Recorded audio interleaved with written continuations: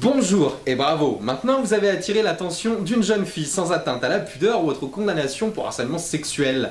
La seconde leçon est donc comment s'intéresser à la jeune fille. Beaucoup de geeks, nerds, no life ou autres otaku pensent que dans un premier temps ils doivent les inonder de leur savoir encyclopédique sur les vaisseaux de Starcraft et autres langages elfiques, espérant ainsi valoriser leurs semences. Que nenni! La fille est une espèce auto-centrée sur elle-même. Elle aime donc qu'on s'intéresse uniquement qu'à elle. Une fois encore, vos vieux penchants de geeks ont mis en route une veille numérique via Google Alert afin d'obtenir toutes les informations possibles sur l'élu de vos organes reproducteurs.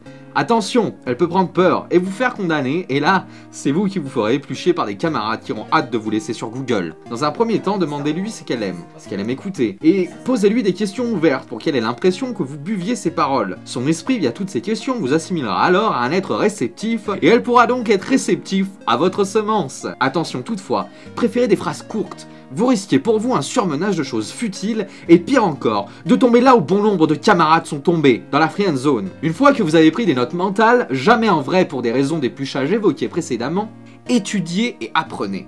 Vous reviendrez gonflé de culture féminine en ayant découvert les passerelles entre vos deux mondes. Elle vous parle de maquillage, parlez-lui des maquillages dans la science-fiction. Elle vous parle de romantisme, avouez-lui avoir pleuré devant Daryl. Elle vous parle de YouPorn, méfiez-vous et rappelez-vous toujours de cette maxime populaire. Une fille qui te parle de banane en cache une sous son corsage. Les premiers sujets de discussion doivent rester centrés sur elle uniquement. Mais quand vais-je parler de moi? Quand est-ce que je vais pouvoir m'épancher sur son être, allez-vous me dire? Parlez de vous? Jamais! Vous épanchez sur elle, on y travaille justement. Pourquoi ne pas parler de vous? Car la collection de statuettes dénudées, de bandes dessinées et autres mangas aux jeunes filles prépubères découvertes parle pour vous, et ce de façon peu élogieuse. Ne vous inquiétez pas, elle aura le temps en fouillant votre historique de découvrir quel vilain cochon vous faites. Voilà, c'est tout pour le moment, vous pouvez désormais procrastiner.